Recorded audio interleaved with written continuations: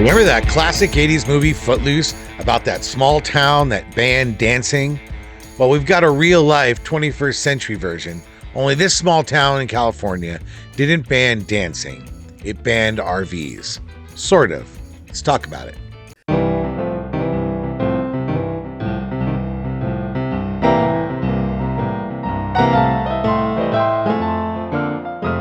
Hey, as a reminder, we're over 18,000 subscribers now, and I'm hoping to get to 20,000 subscribers by the end of the year.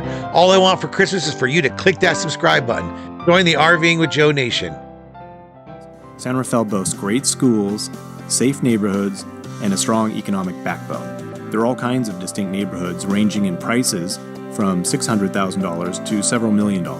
San Rafael, California, a place where the counterculture was born, home to the hippie band The Grateful Dead, and where George Lucas made some of his coolest visual effects for movies. It's a town that once embraced the weird, the wacky, and yet today, this same town has turned its back on a different kind of freedom. The freedom of RVing on the open road. San Rafael, California was my hometown.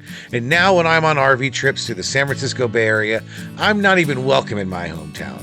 You see, San Rafael has a serious RV problem, and it's not the adventurous kind of fun RV problem, but the kind that makes wealthy homeowners shudder. The kind that involves people living in RVs, those pesky nomads who dare to challenge the status quo of suburban life. To combat this threat to their pristine image, San Rafael has taken drastic measures.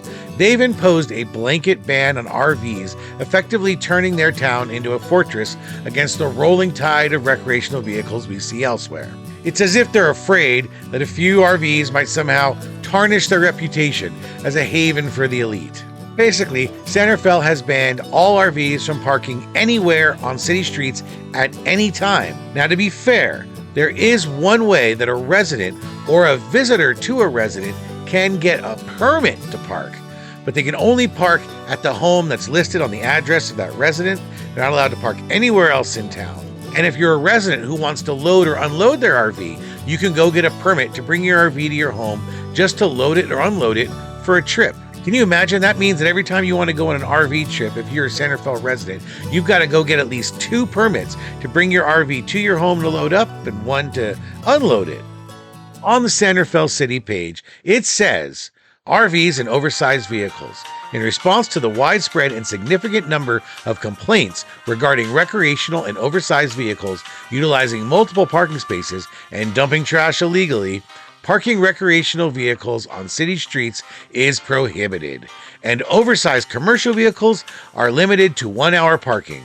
This type of parking can create health and safety hazards, block lines of sight, and create ingress and egress obstructions for pedestrians and bicyclists and other drivers and emergency vehicles. This means that large vehicles are so dangerous that they must be limited to 1 hour in San Rafael so people don't die. I don't know how America has made it this far without similar bans across the nation. And even if you get a permit for a visitor to park adjacent to a residence, the law says that no person shall cause or permit any electrical, water, gas, telephone, or other utility connection from any property to a recreational vehicle parked, stopped, or left standing on the public highway or street, including but not limited to electrical cords, extension cords, hoses, or cables. So basically they're saying if you do have somebody parked next to your house with a permit, you can't run any power or anything to their house. They need to be entirely self-sufficient. Funny enough, it says nothing about sleeping in the RV. So while you're parked there with a permit,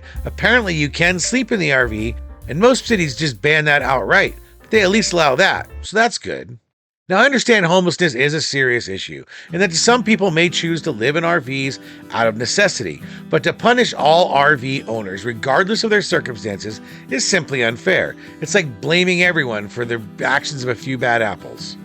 Now, there are ways around this. When I pull into San Rafael, I only stop on private parking lots. Now, to be honest, I don't spend a lot of time in San Rafael anymore, and if I had to move back to the San Francisco Bay Area, as an RVer, my hometown would be the last place that I would look to stay. They don't take kindly to my types around these parts. Marin County, with its exorbitant housing costs and exclusive private schools, seems to have a deep-seated aversion to anything that smacks of working class. They prefer their yachts to RVs, their mansions to motorhomes. It's a world away from the counterculture ideals that once defined the area. To put it simply, there are more yacht clubs than RV parks in Marin County, California.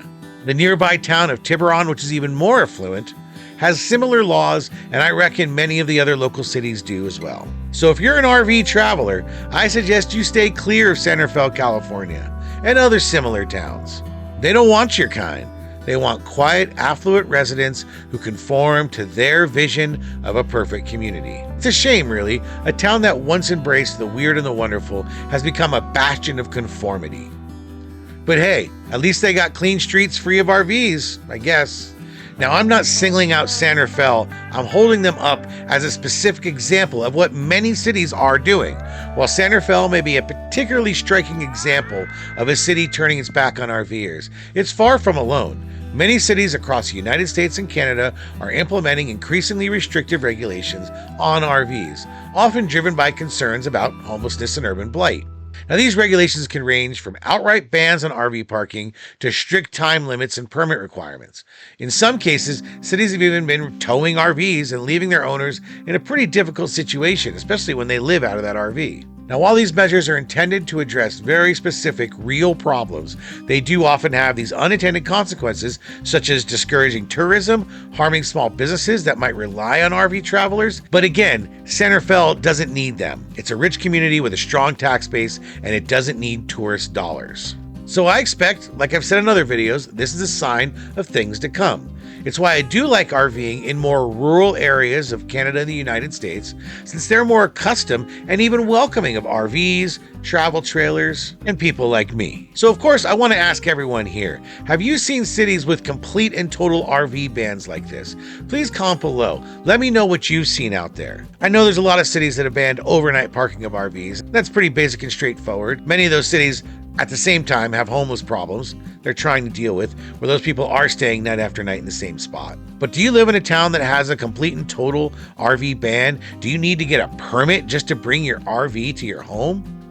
And these aren't homeowner associations we're talking about, or stratas up here in the Canadian area. These are towns actually making the laws, saying no RVs anywhere in town ever. Let me know what you think. And as a reminder, we're at 18,000 subscribers and I'm trying to get to 20,000 by the end of this year. It's a big ask. I'm not sure if we're going to be able to do it, but it would really help if you can click subscribe. I hope this video has earned your subscription. Also, I want to thank all the people who showed interest in the merchandise we put up.